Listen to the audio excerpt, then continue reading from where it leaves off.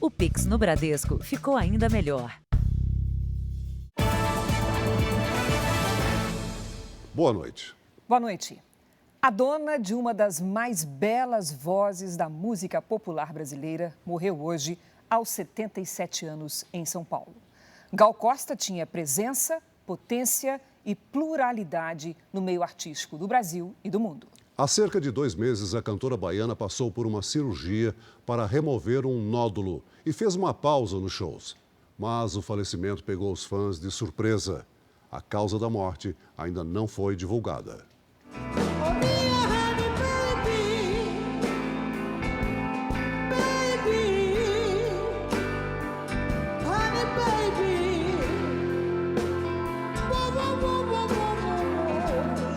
A última apresentação de Gal Costa foi em setembro em um festival em São Paulo. Os shows seguintes foram suspensos e o retorno aos palcos aconteceria no último fim de semana. Mas a participação dela em um festival foi cancelada de última hora por motivos de saúde.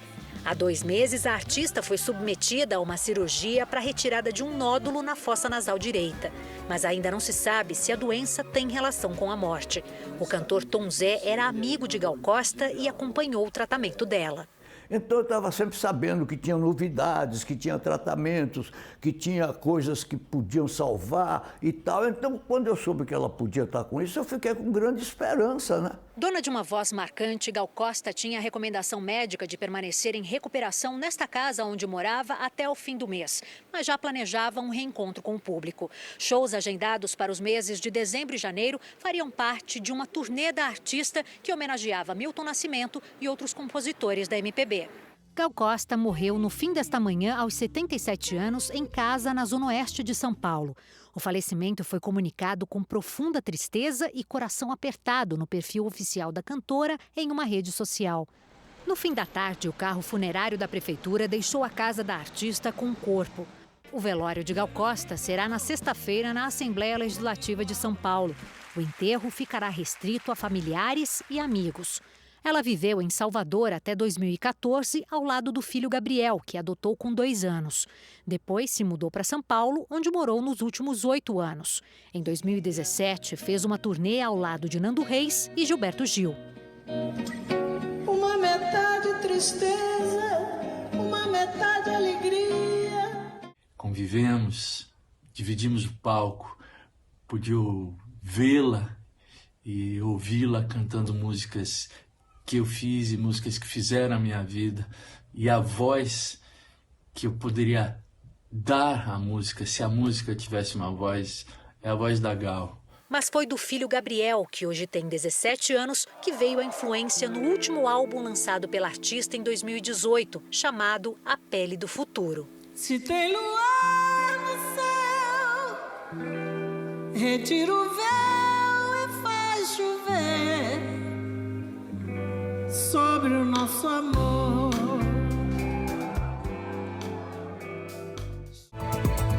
Veja também a trajetória e as homenagens a uma das maiores cantoras do Brasil. Lula se encontra com presidentes da Câmara, do Senado e do Supremo.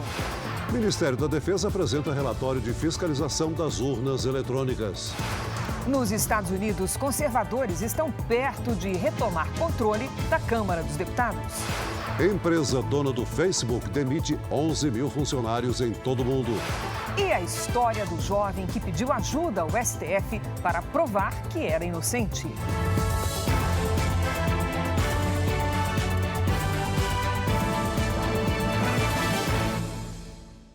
Oferecimento: cartões Bradesco, muito mais benefícios.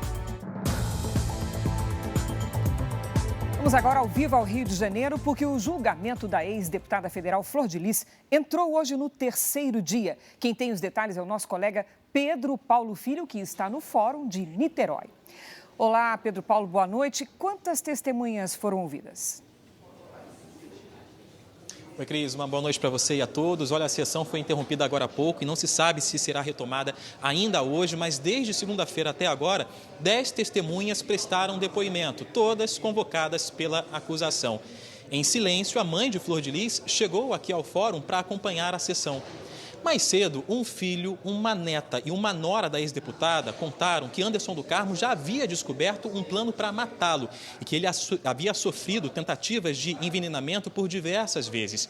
E uma outra filha ouvida contou que presenciou uma irmã sendo assediada sexualmente por Anderson do Carmo. O caso chegou ao conhecimento de Flor de Lis, que minimizou. Anderson do Carmo foi morto a tiros na entrada da casa da família há 2 anos. A previsão inicial era de que esse julgamento pudesse ser encerrado ainda nessa quarta-feira. Mas ainda faltam 3 testemunhas de acusação e 16 de defesa para serem interrogadas. Bom, a juíza responsável aqui pelo caso já pediu reforço policial aqui para o fórum até a próxima segunda-feira. Cris e Celso. Obrigada, Pedro Paulo. Uma operação policial desmontou uma quadrilha especializada em assaltos e tráfico de drogas. Os criminosos atuavam no interior do Rio de Janeiro e em Goiás. Foram cumpridos 42 mandados judiciais, 26 de busca e apreensão e 16 de prisão. A operação mobilizou cerca de 100 policiais civis em Goiânia, cidades do interior de Goiás e no Rio de Janeiro. O foco era uma organização criminosa que surgiu no Rio de Janeiro, mas possui ramificações em todo o Brasil. Foram presos os líderes da quadrilha em Goiás. Eles atuam no tráfico de drogas, de armas e assaltos. Foi apreendido um verdadeiro arsenal, pelo menos 20 armas de fogo de vários calibres, além de acessórios e munições. Na casa de um dos suspeitos, policiais encontraram cadernos com a contabilidade da quadrilha. Os criminosos mantinham um padrão de vida elevado, com imóveis e carros de luxo. A Justiça determinou o bloqueio de 15 milhões de reais em bens e contas bancárias dos investigados. Ficou comprovado que esses valores eram oriundos de cometimento de crimes, como a comercialização de entorpecente, arma de fogo e outros delitos. Os casos de Covid-19 voltaram a subir em algumas regiões do país e esse crescimento acendeu um alerta. Por ser mais transmissível, a nova subvariante da Omicron pode elevar ainda mais o número de diagnósticos nas próximas semanas. Para reforçar o combate à doença, alguns municípios do Rio de Janeiro já começaram a aplicar a 5ª dose da vacina, o equivalente à 3ª dose de reforço. Mais uma vez é hora de marcar presença nos postos de saúde. No Rio de Janeiro, só na capital, os testes positivos passaram de 6% para 21% em 3 semanas. Depois de alguns dias com sintomas, Patrícia recebeu a confirmação. Os sintomas foram bem mais leves do que se eu não tivesse tomado vacina. Então, acho muito importante vacinar e muito importante estar em dia sempre com a vacinação. Segundo a Secretaria Municipal de Saúde, a subvariante BQ1 teria relação direta com a alta de casos e ameaça principalmente quem não está com o quadro vacinal completo. Eu só tomei 2 doses. O aumento de casos de Covid foi registrado no Sudeste e no Centro-Oeste do país, com destaques para São Paulo, Rio de Janeiro e Mato Grosso. Por conta dessa nova onda, o Rio de Janeiro já começou a aplicar a 5ª dose em alguns municípios. Por enquanto, isso já acontece aqui na capital, em Niterói e Magé, na Baixada Fluminense. Podem tomar a vacina aqueles que receberam a 4ª dose há pelo menos 10 meses. Eu, por exemplo, tomei as 4 vacinas e estou ansioso pela 5ª. Se os órgãos do governo ou os pesquisadores estão indicando, acho que é bom, aconselhável, por causa dessa nova variante. Segundo pesquisadores, o vírus da Covid-19 tem apresentado variantes mais transmissíveis. Em média, a cada 6 meses surge uma mutação diferente. Ainda não há estudos que definam o poder de letalidade da nova subvariante. Até agora, uma morte foi registrada no Brasil. Aconteceu em São Paulo com uma paciente de 72 anos que tinha comorbidades.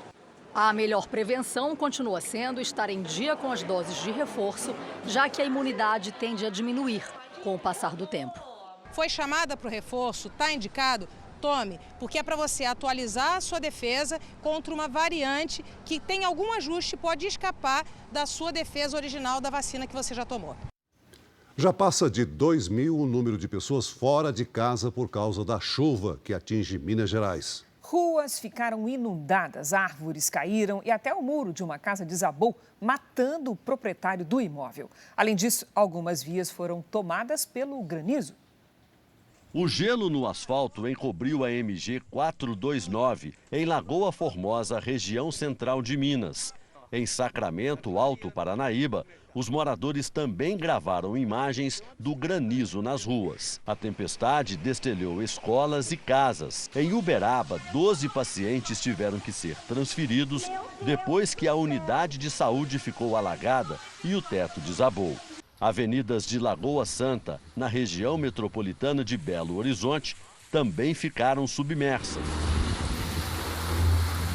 O teto deste supermercado não suportou a força da água. A Defesa Civil informou hoje que vai reforçar as equipes em todo o estado. 27 cidades já decretaram situação de emergência. Já são quase 500 desabrigados e mais de 1.800 desalojados. Um homem de 62 anos que morava em Piraúba, zona da Mata Mineira, morreu ao ser atingido pelo muro da própria casa que caiu durante a tempestade. Em alertas emitidos pela Defesa Civil, os mineiros são orientados pelo celular a não sair de casa ou a procurar um abrigo em caso de chuva forte. Esta enfermeira conta que ficou 15 horas sem energia elétrica depois que uma árvore caiu e interrompeu o fornecimento. Estava no portão esperando que abrisse o portão para mim. Aí começou a pegar fogo na calçada, eu saí correndo com meu bebê, fui abrigar naquele bar ali. Foi um susto muito grande. A morte de Gal Costa entristeceu todo o meio artístico. A repercussão foi imediata entre músicos, cantores e compositores. São mensagens de carinho e homenagens a uma das maiores estrelas da música brasileira. Não dê ouvidos à maldade alheia. Dona de uma voz marcante. A perda de Gal Costa deixou de luto fãs e artistas. Que eu te amo. É com tristeza que eu me despeço dessa grande cantora, grande mulher que foi Gal. Virou um referencial para as cantoras todas do Brasil. E ela teve essa influência na minha vida desde o primeiro momento que eu entendi o que ela estava fazendo com a voz. Eu falei, o que essa menina está fazendo? Ela está tirando um som da voz dela maravilhoso. Gal Costa foi uma mulher, uma artista que se permitiu ser atravessada pela arte. Então ela caminhou por todas as facetas possíveis que ela podia nos dar. Então Gal tem um legado muito, muito grandioso. O último show de Gal Costa aconteceu no dia 17 de setembro aqui no Memorial da América Latina em São Paulo. Em quase 6 décadas de carreira, ela conquistou o carinho e a admiração do público e de todo o meio artístico. Mas quem conheceu a intimidade dela conta uma história em especial que revela como Gal Costa foi preparada para brilhar nos palcos antes mesmo de nascer. Tem a história que a mãe alisava a barriga quando ela estava grávida da Gal e chamava de minha filha, já dizia, minha filha vai ser uma grande cantora. E quando a Gal nasceu, também ouviu isso várias vezes. Tom Zé acompanhou de perto toda a trajetória artística de Gal Costa, desde a estreia dela no palco. Quando a voz dela aparecia com aquele timbre, com aqueles recursos, né, que cada cantor tem e que provocou essas moças da escola de dança, até que Caetano fosse lá ouvir, a gente praticamente tomava um susto, ficava com o coração batendo, né? Gilberto Gil lamentou a morte de Gal, a quem chama de irmã. Os dois foram parceiros no tropicalismo, movimento cultural que marcou a década de 1960. Nossa irmãzinha se foi. O pesar, a tristeza, a saudade, essas coisas ficam com a gente. A cantora Ana Carolina fez questão de destacar a generosidade e a importância de Gal na música brasileira. Então, a Gal Costa vai ser sempre esse diamante raro na música popular brasileira que vai inspirar a todos nós e a todos que estão vindo por aí. Obrigado, Gal Costa, por tudo. Jorge Versilo também demonstrou toda a admiração por Gal Costa. Ela está marcada na história da música brasileira, na música mundial e na minha história musical. Meu nome é Gal, eu amo igual. O time do coração da cantora também lamentou a morte. O Esporte Clube Bahia destacou: com extremo pesar, o esquadrão chora pela gigante e tricolor Gal Costa. Amigo pessoal da cantora, o musicólogo Ricardo Cravo Albim se recorda em detalhes da primeira vez que ouviu a voz de Gal. A conexão foi imediata. Em seguida e logo depois ela aconteceu, gravando ao lado de Caetano suas primeiras músicas, suas primeiras gravações e começando a fazer alguns dos melhores shows da história da música popular. Gal Costa era incandescente no palco, e incandescente no disco, e incandescente como personagem. Ninguém diz eu te amo como eu.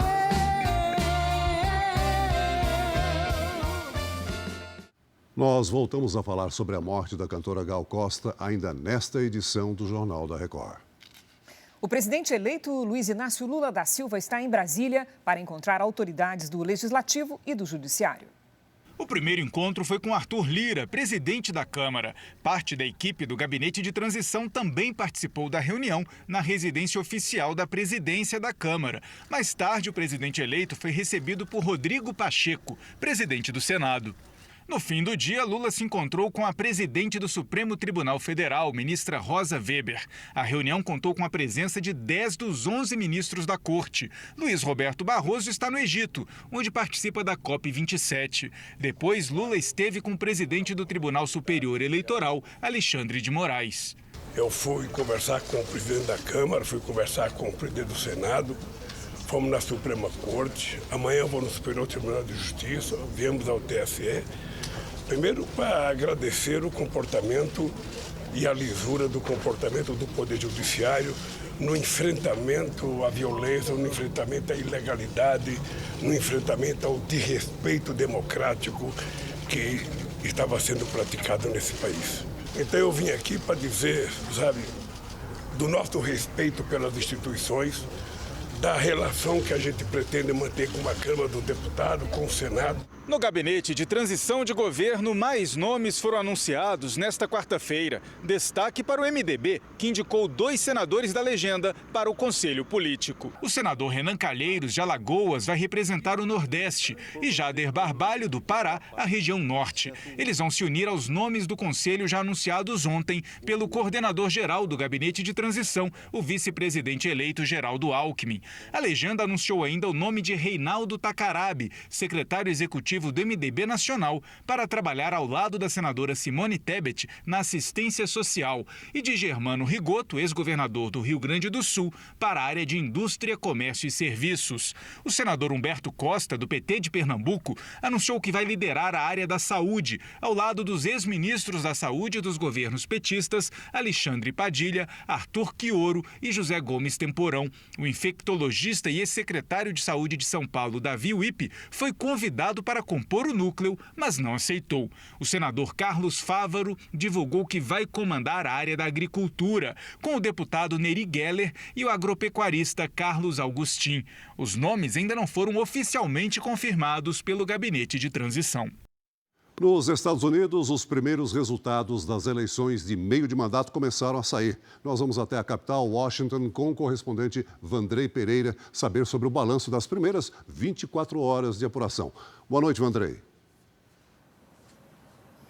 Oi, Celso, Cris, muito boa noite a todos. Os resultados iniciais ficam marcados pela vitória do Partido Republicano na Câmara. Qual partido vai comandar o Senado ainda não está claro. A vitória republicana foi mais apertada do que o previsto. Mesmo assim, o ex-presidente Trump chamou a eleição de sucesso tremendo em entrevista a um canal de notícias nos Estados Unidos. O republicano também comemorou o fato de ter contribuído para a eleição de 200 nomes apoiados por ele. Já do lado democrata, o presidente Joe Biden afirmou que sempre se manteve otimista em relação ao resultado, apesar da expectativa de uma ampla vantagem dos conservadores. Biden disse que também está preparado para governar com a oposição. a votação também serviu para consolidar nomes que devem se fortalecer para a corrida presidencial daqui a 2 anos. Veja na reportagem. A baixa popularidade do presidente Biden e a insatisfação americana com a economia deixaram os democratas temendo pelo pior. Mas a diferença de votos entre os dois partidos foi menor do que se esperava.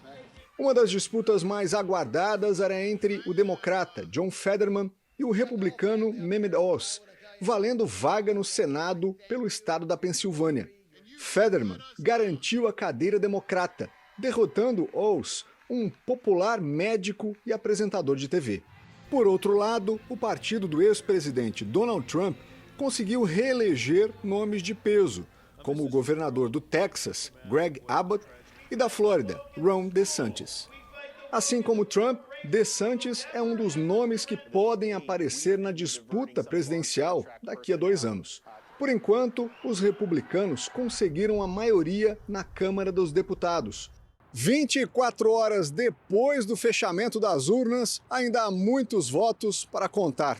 E o resultado final pode levar mais de 1 semana para ser conhecido, o que só aumenta a expectativa dos partidos, já que as eleições de meio de mandato também servem como termômetro para a corrida presidencial de 2024. O resultado final pode impactar também a guerra da Ucrânia.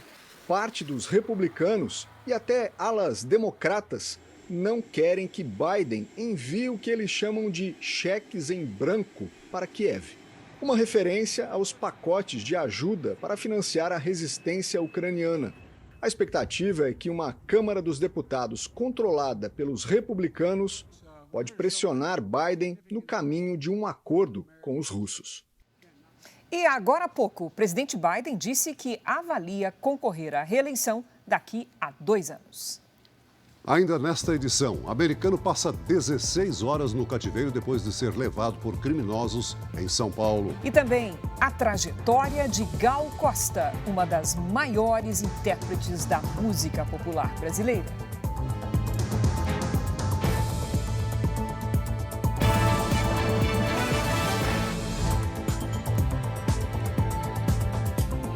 A empresa Meta, que é dona do Facebook e do WhatsApp, vai demitir 13% dos funcionários em todo o mundo. No total, mais de 11 mil funcionários serão dispensados. É a primeira demissão em massa da empresa de Mark Zuckerberg, desde a criação há 18 anos. Em comunicado, o principal acionista disse que a Meta enfrenta aumento na concorrência e perda de anúncios, além da inflação recorde, que afeta a área de tecnologia. A notícia também atinge o Brasil.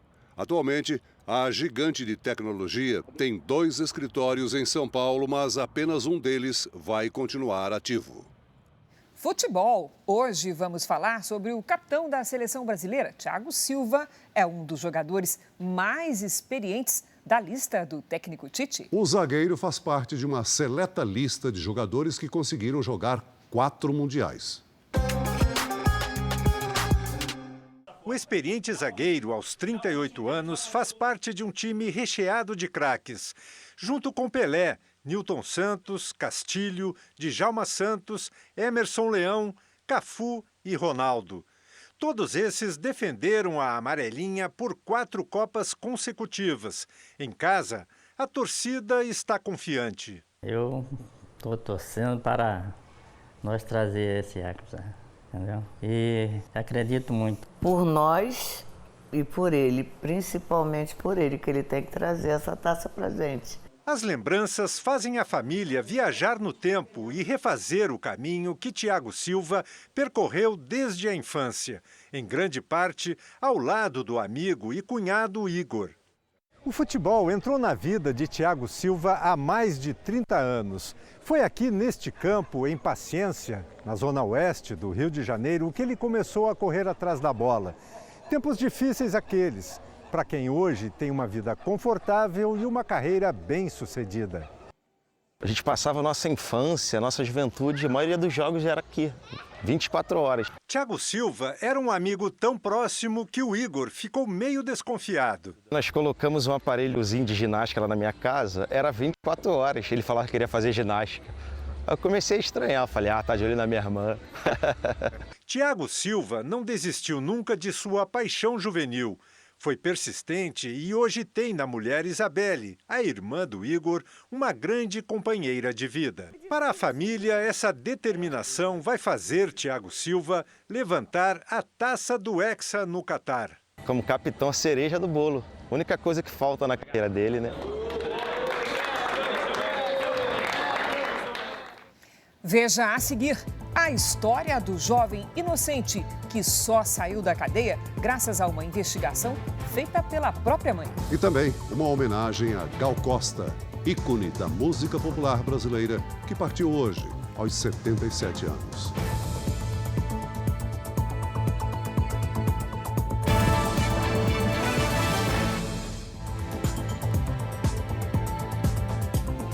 A polícia libertou hoje 2 homens que foram sequestrados durante a invasão de uma empresa em São Paulo. As vítimas, uma delas um americano, ficaram 16 horas em poder dos criminosos. Os 2 suspeitos foram presos hoje pela manhã. Eles foram encontrados com cartões e dinheiro das vítimas e confessaram que participaram do crime. Um deles estava com o relógio de um dos reféns. Os 2 homens, um deles um americano, estavam nessa empresa na zona oeste de São Paulo. Os 3 criminosos invadiram o local e sequestraram os 2 funcionários. Os assaltantes roubaram o carro de uma das vítimas que estava em frente à empresa para fazer o sequestro. Os criminosos usaram os cartões das vítimas para fazer compras. A ideia deles era obrigar os 2 a fazer transferências bancárias, mas não tiveram sucesso. Eles tentaram fazer algumas, porém a família já estava ciente e conseguiu fazer o bloqueio. As vítimas prestaram depoimento e contaram à polícia que ficaram cerca de 16 horas reféns dos criminosos. Durante esse tempo, foram ameaçadas de morte. Estão sem comer, estão sem ir no banheiro, estavam morrendo de sede aí, a gente que deu para eles um pouco de água. O terceiro homem que participou da ação conseguiu fugir. A polícia suspeita que eles façam parte de uma quadrilha do Pix que age na região e procura agora outros integrantes do grupo. No Paraná, a polícia prendeu hoje 2 suspeitos de aplicar golpes, principalmente em idosos. Eles se passavam por funcionários do atendimento telefônico de bancos.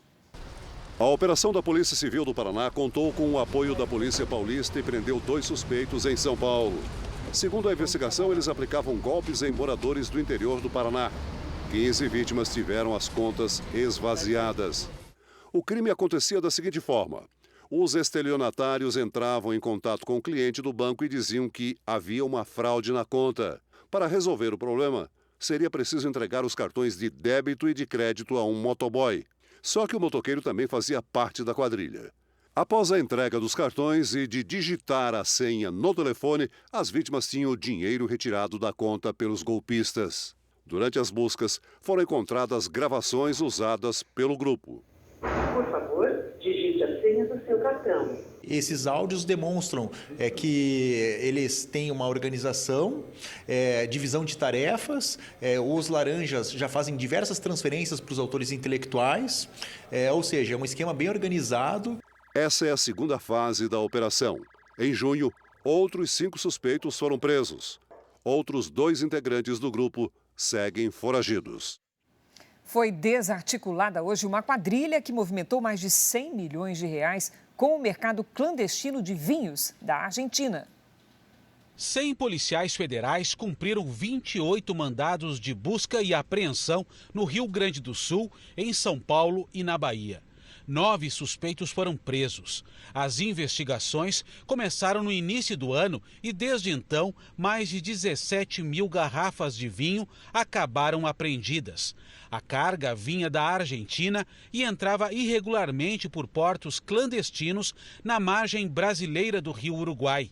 Os vinhos eram depois estocados em casas e depósitos na cidade de Santo Ângelo, no interior gaúcho. Era um grupo que vinha e adquiria vinhos aqui no Rio Grande do Sul, né, e também em Santa Catarina, internava esses vinhos no Brasil, os levava primeiramente para São Paulo e depois para a Bahia. Né. Nesses estados fazia a comercialização dos vinhos em diversas cidades. Uma apreensão de carga em Horizontina, na fronteira gaúcha com a Argentina, deu início às investigações. A polícia estima que entre dezembro de 2020 e abril de 2022, o grupo tenha movimentado mais de 100 milhões de reais. Uma modalidade ilícita que muitas vezes conta com uma certa leniência da sociedade. O comércio de vinhos, pela questão cambial, se tornou muito atrativa, né? A polícia também bloqueou imóveis e contas bancárias e apreendeu veículos de pessoas ligadas ao grupo criminoso. Os suspeitos devem ser indiciados pelo crime de descaminho, que é quando uma mercadoria entra no país sem o pagamento de tributos. É diferente de contrabando, que envolve produtos proibidos. Só no ano passado, a Receita Federal no Rio Grande do Sul deixou de arrecadar 6 milhões de reais em impostos pela prática do descaminho. A cantora Gal Costa estreou na carreira musical bem jovem, aos 19 anos, em Salvador, onde nasceu. E não foi uma estreia qualquer. Ela começou com o apoio de Caetano Veloso, Gilberto Gil e Maria Bethânia. E o incentivo inicial, Celso, partiu da mãe, que reconheceu o talento musical da filha desde que ela era criança. Pérola negra, te amo, te amo. Foi aqui no bairro da Barra, na orla da capital baiana, que Maria da Graça Costa Pena Burgos, a Gal Costa, viveu até completar 14 anos quando o pai faleceu. Dona Maria Costa Pena percebeu o talento da filha e foi a grande incentivadora da carreira da artista. Nasceu uma menina que desde pequena, com 1 ano e 7 meses, ela já cantava. A canção Mamãe Coragem é uma referência ao apoio da mãe na profissão da cantora. A estreia de Gal Costa como cantora aconteceu aqui, na inauguração do Teatro Vila Velha, em agosto de 1964. Ela dividiu o palco ao lado de Caetano Veloso, Maria Bethânia e Gilberto Gil. A partir daí, a carreira de Gal Costa deslanchou, até a cantora baiana se tornar um ícone da música nacional. Recite.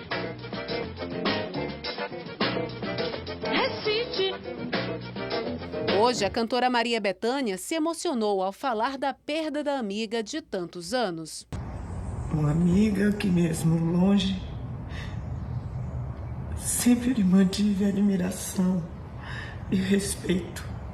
O governo da Bahia decretou luto oficial de 3 dias pela morte de Gal Costa. Baiana. Ela cantou samba, rock, animou bailes de carnaval, deu voz a músicas de protesto, fez parte do tropicalismo, encantou com doçura e potência vocal. Começou menina em Salvador, chamada de Gracinha, e teve na bossa nova a sua principal fonte de inspiração para encantar o Brasil como Gal Costa. Meu nome é Gal. O nome dela é Gal Costa. Me corresponder com um rapaz que seja tal. Dispensa apresentação, nome presente na cultura brasileira por mais de 5 décadas. Meu nome é Gal. Foram 57 anos de carreira da baiana nascida em Salvador e chamada Maria da Graça Costa Pena Burgos. A mãe foi sempre uma incentivadora da voz que revolucionaria a música popular brasileira. E você jogando fora e agora vai embora. O interesse surge ainda menina, quando conheceu a obra de João Gilberto. A interpretação de Chega de Saudade é laço evidente com a bossa nova. Apertado assim, colado assim, calado assim, abraços e beijinhos, carinhos sem ter fim. Ao lado de Caetano Veloso, estreou em LP em 1967. A canção Coração Vagabundo, a primeira do disco, não nega a origem no estilo musical. Meu coração vagabundo quer guardar o mundo em mim. Mas Gal estava só no começo. A potência artística a colocou no caminho dos tropicalistas. Ela é uma das vozes do disco Tropicalia, ou Panis et Circenses, de 1968, obra musical do movimento cultural iniciado um ano antes, no Festival da Record. É também nos estúdios da emissora, em 68, que Gal explode com força durante o regime militar.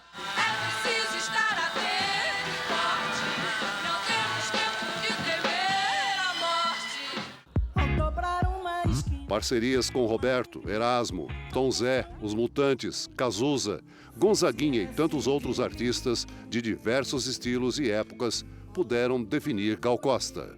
Chuva de prata que cai sem parar, quase me mata de tanto esperar. Um beijo molhado de luz, selo nosso amor.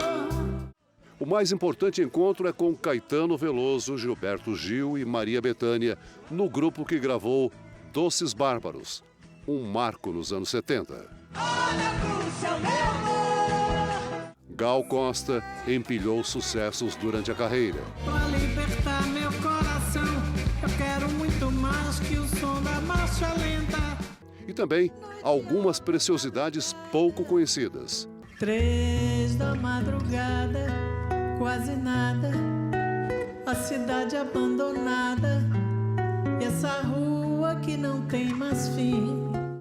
Com o passar dos anos, a voz aguda foi ganhando novos timbres. Ouvi aquela canção do Roberto. Ela mesma falou sobre isso numa entrevista.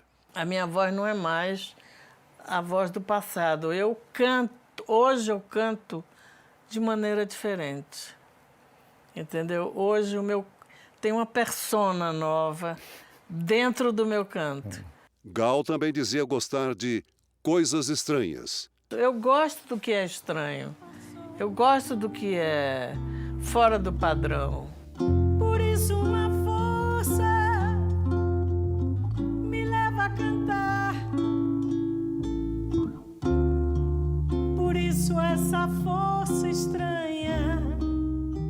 E nunca deixou de conhecer o novo, mais uma marca da carreira de Gal, como a parceria com a sertaneja Marília Mendonça. Você se olha tanto no espelho e não enxerga o seu avesso. Gal Costa nasceu na Bahia, morou no Rio e nos últimos anos escolheu São Paulo para viver. Deixa um único filho de 17 anos e uma obra eterna.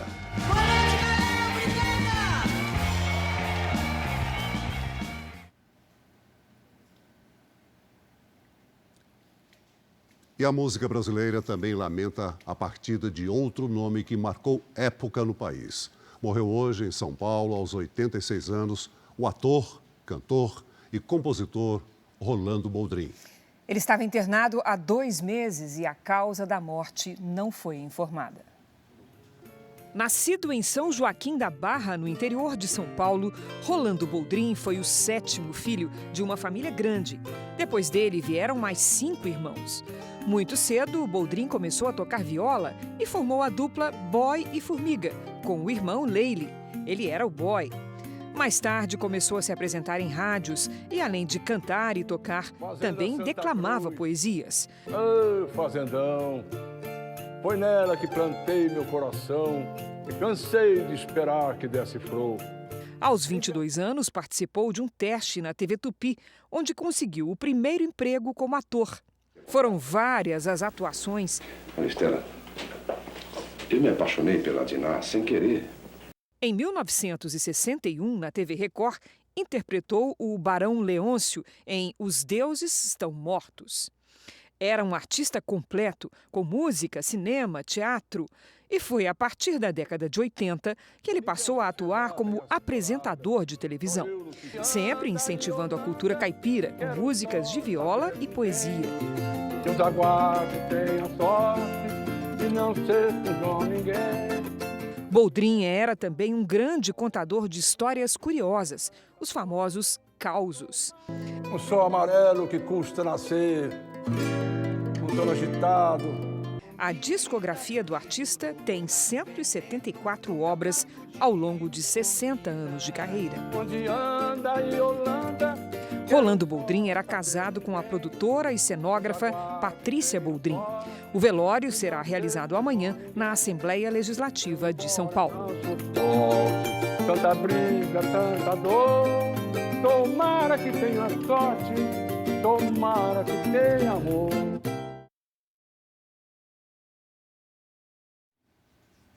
O Ministério da Defesa divulgou hoje o relatório de fiscalização das urnas eletrônicas durante a votação. Os militares afirmam que o sistema não está completamente livre de sofrer ataques. De qualquer forma, o Tribunal Superior Eleitoral declara que no relatório não foram apontadas fraudes. Vamos a Brasília com o repórter Tiago Nolasco, que tem os detalhes. Olá, Tiago, boa noite. Oi, Cris. Boa noite para você, para o Celso e para todos. O relatório do Ministério da Defesa foi encaminhado ao Tribunal Superior Eleitoral no início da noite. Nós destacamos 4 pontos do documento assinado pelo ministro da Defesa, Paulo Sérgio Nogueira de Oliveira.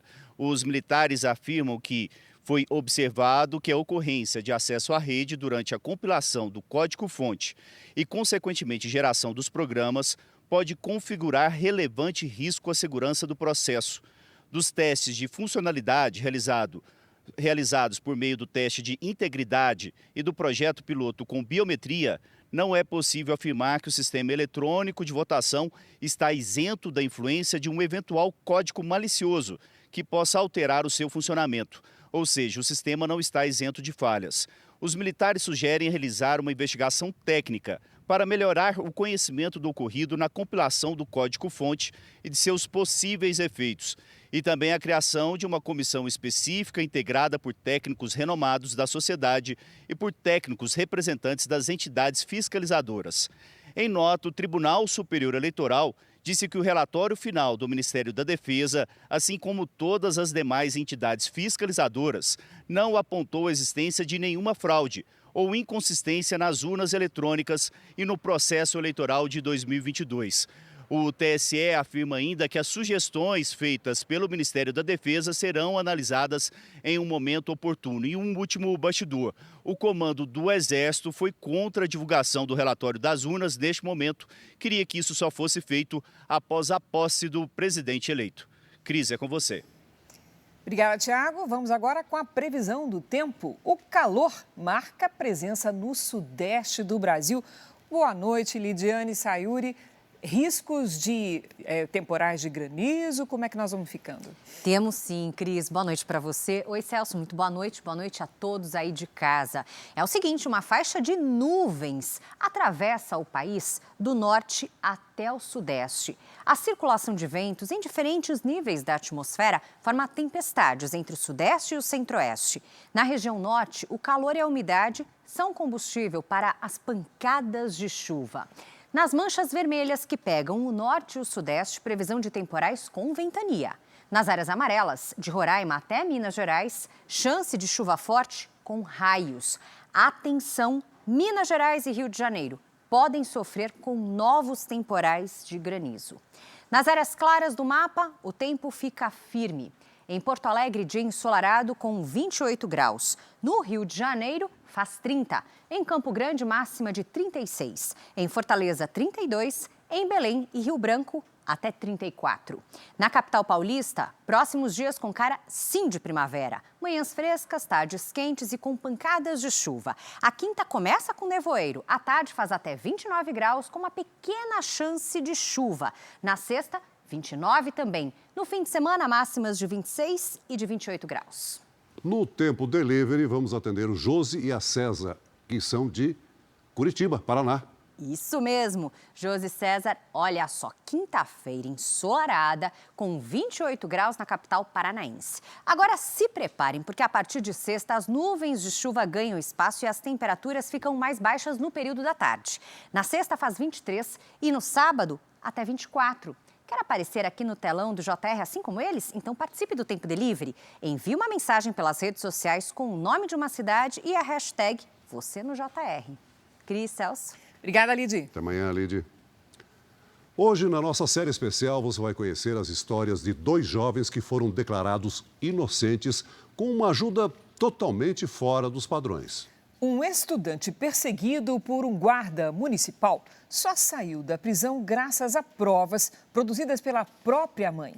E um auxiliar de pedreiro, que estudou direito no presídio, escreveu uma carta que foi parar, sabe onde, Celso?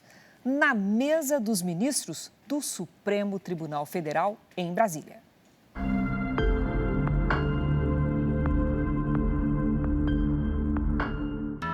Peço que meu processo seja revisado, pois estou sendo punido por algo que não cometi. Foi um pedido de socorro escrito à mão na solidão de uma cela, depois de quase 2 anos de prisão. Condenação exige certeza, não alta probabilidade, desde já agradeço e aguardo o retorno. A carta era a última tentativa deste auxiliar de pedreiro, na época com 19 anos, para conseguir a liberdade. O Regivan passava as manhãs nas obras. Ao voltar de uma festa com a namorada, foi parado por policiais. Ele já havia respondido na justiça por roubo de celular. Talvez por causa disso, os agentes tiraram uma foto dele para mandar para 2 vítimas de um assalto que teria acontecido horas antes. As vítimas reconheceram o jovem pela fotografia do celular. No boletim de ocorrência, os próprios policiais disseram não ter encontrado nenhum objeto do roubo e nem a arma do crime. Durante todo o tempo em que esteve preso, o Regivan negou ter feito o assalto. Mesmo assim, o seu meritismo lá, o juiz me condenou. 8 anos e 10 meses no inicial fechado. Perto de completar 2 anos na prisão, Regivan resolveu escrever uma carta. Era 14 de julho de 2020, um dia que ele nunca mais vai esquecer. Esse dia eu não saí pra nada. Coloquei um monte de livro, peguei as folhas, peguei apoio e comecei a estudar, peguei meus processos, ia fazendo, lendo e escrevendo, pegando os códigos, pesquisando e colocando no direito. Fiz umas 3 revisões e mesmo assim eu achava que não estava perfeita. Para o STF foi o suficiente. A carta com o apelo chegou à mesa da mais alta corte do país. Os ministros Gilmar Mendes, Edson Fachin e Cássio Nunes Marques consideraram que o jovem foi condenado sem provas. Gilmar Mendes foi o relator do caso. Em seu voto, ele afirmou que o Regivan não poderia ser condenado porque o reconhecimento fotográfico feito pela polícia não seguiu as regras do Código Penal brasileiro. Depois de 4 anos de cadeia, ele foi absolvido e solto. Quando você pega essa carta, que te deu a liberdade, o que você sente? Sinto um alívio, né? Um alívio. A melhor coisa é a liberdade. A salvação deste outro jovem também veio de onde poucos esperavam. Ele só voltou a ver o mundo assim, do lado de fora da prisão, graças à mãe. Foi ela quem enfrentou sozinha um esquema criminoso e se arriscou para provar a inocência do filho. O maior pesadelo da minha vida foi quando eu fiquei mesmo esse tempo preso. Lá eu passei as piores dores da universidade para a cadeia. O jovem cursava o 2º ano da Faculdade de Tecnologia. Na universidade, um dos colegas era um guarda civil metropolitano valentão da cidade de Ibiúna, interior de São Paulo. Mas os dois já se conheciam antes mesmo da faculdade. Uma birra pessoal que pegou desde novo, desde menor, virou uma perseguição. Virou uma perseguição na minha vida. Quando eu completei meus 18 anos, acabou com a minha vida, me colocou na cadeia. O jovem estava numa barbearia quando o GCM chegou com outros agentes. Eles expulsaram os outros clientes e, sem qualquer explicação, prenderam o universitário. Ele só foi entender o motivo da prisão na delegacia, quando o guarda disse aos policiais que ele havia sido flagrado na rua vendendo drogas. Mesmo sem provas do crime e com várias testemunhas a favor do jovem, ele foi condenado a 5 anos de prisão. Eu penso que tem muita gente aí no Brasil aí que tá injusta, aí, igualmente eu, entendeu? que às vezes não é escutado, às vezes não tem uns 5 segundos, 5 minutos de momento para falar. Já é condenado e volta para a cadeia. Ele só não imaginava que tinha uma mãe pra lá de precavida. 4 meses antes dele ser preso, ela, com medo da perseguição do GCM, decidiu gravar com o celular escondido uma conversa com o agente. O que era registrado virou uma prova que salvaria o filho. No áudio periciado pelo Instituto de Criminalística, que também aparece transcrito no processo, o guarda disse para ela: qualquer hora vão jogar um pacote no pé do seu filho e vão dizer que é do seu filho. Pacote é um termo usado para descrever droga. O agente ainda falou: a minha mentira pode pesar para ele. Para mim é difícil falar. Para mim é difícil às vezes lembrar de certas coisas.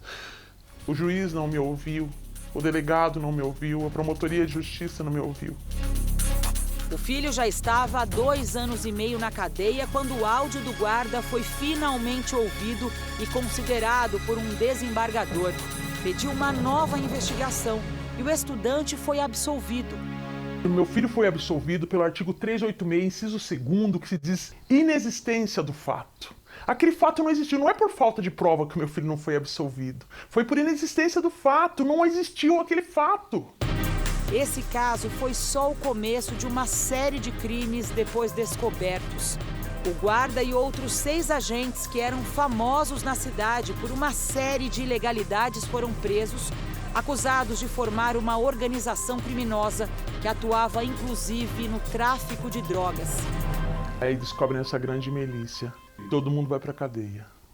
Alguns pegaram, na época, 26 anos, outros 22, outros 18, outros 5. Se eu tivesse que fazer tudo de novo hoje, eu faria. Depois de solto, o sonho de se formar deste inocente ficou bem mais distante. Hoje, ele faz pequenos bicos para sobreviver, evita sair de casa e vive com medo de voltar para a prisão. Eu ganhei minha liberdade, mas continuo preso. Minha cabeça presa, minha mente presa. Se não fosse ela, talvez eu nem estaria aqui hoje. A Prefeitura de Ibiúna e a Guarda do município dizem que a investigação mostrada na reportagem foi durante outra gestão e que o município não compactua com desvios de condutas e conta com ouvidorias e sindicâncias para apurar as denúncias. Essa edição termina aqui e à 00:30 tem mais Jornal da Record. Fique agora com Reis e logo depois de Amor Sem Igual tem Prova do Fazendeiro, ao vivo em A Fazenda. Ótima noite para você. Boa noite.